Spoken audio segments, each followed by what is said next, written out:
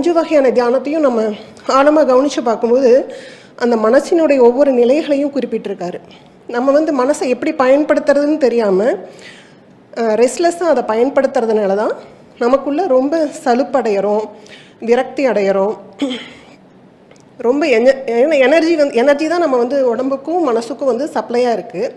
அந்த எனர்ஜி குறையும் போது நம்ம மைண்ட் எந்த அளவுக்கு டிஸ்டர்ப் ஆகுது அப்படிங்கிறது நம்ம வாழ்க்கையில் ஒரு குறிப்பிட்ட காலத்துக்கு அப்புறம் மன உளைச்சலாக உணர்றோம். அந்த மன உளைச்சலேருந்து நம்ம எப்படி விடுபடணும் அப்படிங்கிறத ஐயா ரொம்ப அழகாக சொல்லியிருக்கார்.